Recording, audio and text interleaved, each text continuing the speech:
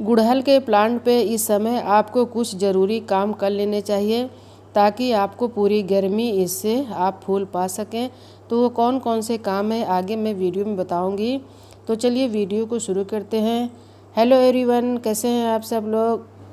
तो फ्रेंड्स देखिए, ये है गुड़हल का पौधा। इस समय फरवरी के महीने में हमें अपने गुड़हल के पौधे पे बहुत कुछ ऐसे काम है जो हमें कर लेने चाहिए, और अगर हम थोड़ा सा लेट कर देंगे तो हम पौधे से अच्छी फ्लावरिंग नहीं पा सकते हैं। मार्च से अप्रैल के महीने में बहुत अच्छी तरह से फ्लावरिंग करता है। तो आप देख सकते हैं कि मेरे पौधे में किसी भी तरह की कोई ख़राबी नज़र नहीं आ रही है, ना ही इनमें इंसेक्ट लगा है। पत्तियां भी काफ़ी हेल्दी लग रही हैं, और इसमें जो फूल आ रहा था फूल काफ़ी छोटा आ रहा था और लगभग पत्तियां पीली हो रही थी। तो मुझे लगा कि मुझे अपने पौधे की रूट प्रूनिंग कर देना चाहिए।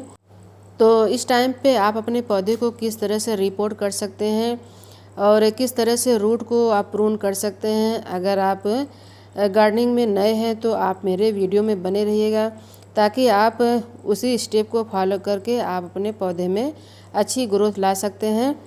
तो स्टेप बाय स्टेप मैं बताती जाऊंगी, आप लोग बिल्कुल इसी तरह फॉलो करके अपने पौधे में केयर कर सकते हैं।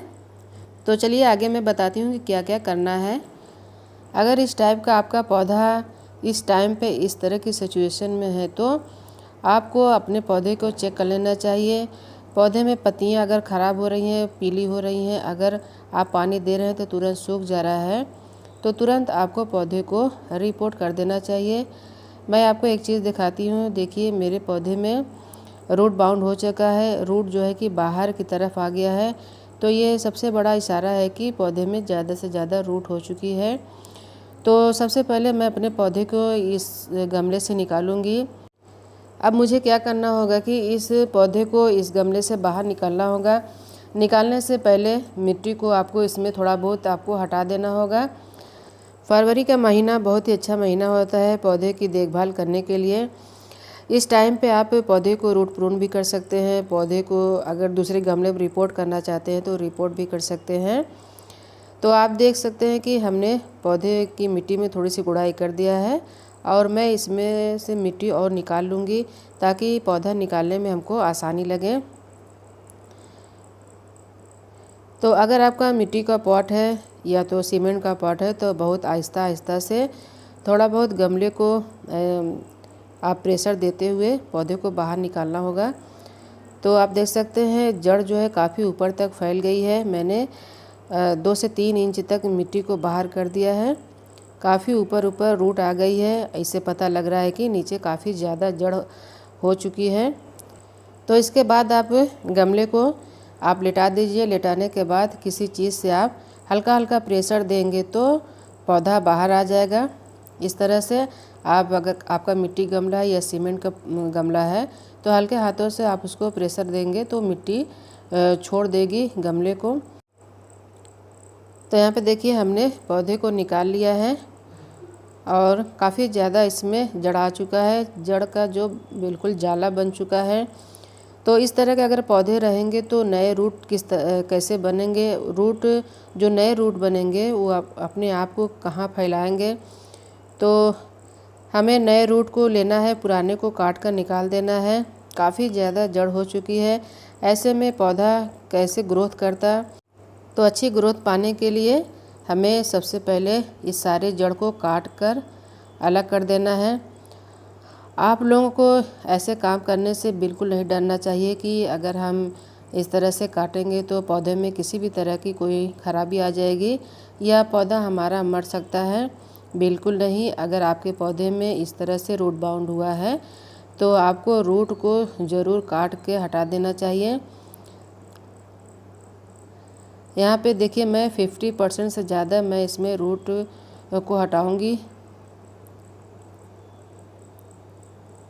काफ़ी ज़्यादा मोटी मोटी इसमें जड़ी हो गई हैं। जड़ देख के ऐसे पता लग रहा है कि मैंने इसमें जो खाद पानी दे रही थी वो अच्छे से ले रहा था। तो इसकी केयर मैं किस तरह से करती थी आगे मैं बताऊंगी। आप लोग वीडियो में बने रहिएगा, वीडियो को छोड़ कर जाइएगा मत। अगर आप वीडियो को छोड़ देंगे तो आपको जानकारी नहीं मिल पाएगी और आप अपने पौधे की देखभाल नहीं कर पाएंगे। तो अपने पौधे की देखभाल करने के लिए आपको वीडियो में बने रहिएगा। तो आप देख सकते हैं कि जितनी जड़ें थी हमने लगभग काट दिया है। जो मोटी मोटी जड़ें थी और जो पतली जड़ें थी मैंने उसको भी काट कर निकाल दिया है और सारी मिट्टी को मैंने निकाल दिया है। अगर आपके पौधे में इस तरह से जड़ पूरी तरह से फैल चुका होगा, अगर इसके बावजूद अगर ऊपर से आप खाद वगैरह देते रहेंगे तो पौधा कभी भी अच्छी ग्रोथ नहीं करेगा और ना ही उसमें आप अच्छे फूल पा सकते हैं। तो सबसे पहले आपके अपने पौधे को चेक कर लेना चाहिए।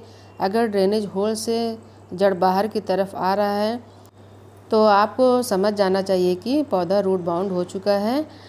अगर आप बिल्कुल ऐसे छोड़ देंगे तो पौधा डिस्टर्ब रहेगा, वह उसमें किसी भी तरह की नई ग्रोथ नहीं आएगी।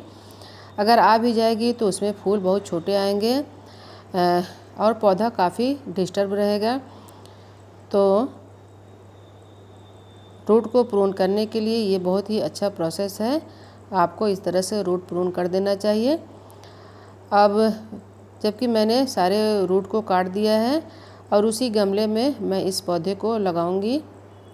तो देखिए मैंने ज़्यादा से ज़्यादा जड़ को काट दिया है, बहुत ही थोड़ा सा इसमें जड़ को लगे रहने दिया है। अब ये जो मेरी मिट्टी है, मिट्टी बिल्कुल ठीक है। इसी मिट्टी में मैं दोबारा रिपोर्ट करूंगी और जो इसमें जड़ है जड़ को मैं निकाल दूंगी। सारे जड़ को मैंने अलग कर लिया है और मिट्टी में किसी भी तरह का कोई फंगस नहीं लगा है। तो देखिए काफ़ी ज़्यादा इसमें जड़ थी। अब इसके बाद मैं उसी गमले में इस पौधे की रिपोर्ट करूंगी। मेरी मिट्टी में किसी भी तरह का कोई फंगस वगैरह नहीं लगा है। अगर आप चाहें तो मिट्टी को 1 से 2 घंटे की धूप दिखा सकते हैं, उसके बाद इसी मिट्टी में दोबारा अपने पौधे को लगा सकते हैं। तो हमने मिट्टी को अपने गमले में भर लिया है और पौधे को सेंटर पर रखकर पौधे को लगा दिया है और मिट्टी को हमने थोड़ा बहुत भर दिया है। आप जब भी लगाएं अपने गमले में तो मिट्टी 1 से 2 इंच तक पॉट को खाली रखना चाहिए ताकि उसमें खाद वगैरह या पानी आप जब भी दे तो अच्छी तरह से पौधा ले सके। तो यहाँ पे देखिए हमने पौधे को रिपोर्ट कर दिया है। अब मैं इसमें खाद दूंगी। मैं अपने पौधे में कौन सा खाद देती हूँ, बिल्कुल आप भी वही खाद अपने पौधे में देकर पौधे को हेल्दी बना सकते हैं। तो चलिए मैं बताती हूँ। अब इसके बाद यहाँ पे हमने देखिए ये वर्मिंग कंपोस्ट लिया है। 12 इंच का मेरा पॉट है तो 2 से 3 मुट्ठी यहाँ पे हमने वर्मिंग कंपोस्ट लिया है। आप चाहें तो गोबर की खाद भी ले सकते हैं या तो पत्तियों वाली जो खाद रहती है उसको भी ले सकते हैं।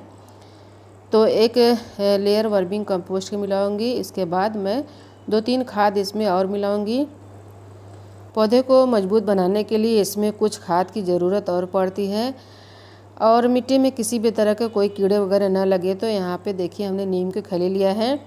2 चम्मच मैं इसमें नीम की खली मिलाऊंगी क्योंकि नीम की खली एंटी फंगल एंटीबैक्टीरियल होता है। पौधे की मिट्टी को ये हेल्दी बनाता है और कीड़े को भी मारता है। उसके बाद रूट को मजबूत करने के लिए यहाँ पर 1 चम्मच हमने बोन मील लिया है। बोन मील में दोस्तों फास्फोरस रहता है, कैल्शियम रहता है जो कि हमारे पौधे की जड़ को मजबूत करता है। और उसके बाद 1 चम्मच यहाँ पे हमने एप्सम सॉल्ट लिया है। एप्सम सॉल्ट पौधे की शॉक से बचाता है और हमने पौधे को रूट प्रून किया है। पौधा किसी भी तरह से शॉक में न जाए तो एप्सम सॉल्ट बहुत ज़्यादा ज़रूरी रहता है। उसके बाद यहाँ पे हमने DAP लिया है। DAP में फास्फोरस रहता है, कैल्शियम रहता है और नाइट्रोजन रहता है। उसके बाद यहाँ पे हमने आधा चम्मच हल्दी भी मिला लिया है। हल्दी भी एंटीबैक्टीरियल एंटी फंगल होता है। तो मिट्टी को हेल्दी बनाने के लिए हल्दी का भी यूज़ ज़रूर करना चाहिए। अब इन सब खाद को मैं मिट्टी में अच्छी तरह से मिला लूँगी। आप जब भी खाद दीजिए तो अच्छी तरह से उसको मिला दीजिए। मिलाने के बाद एक लेयर आपको ऊपर से मिट्टी का लगाना है। आप जब भी खाद दीजिए तो खाद थोड़ा सा मिट्टी को निकाल कर तभी खाद दीजिए, फिर ऊपर से आपको मिट्टी को इस तरह से बिछा देना है। अब आपको इसमें पानी दे देना है।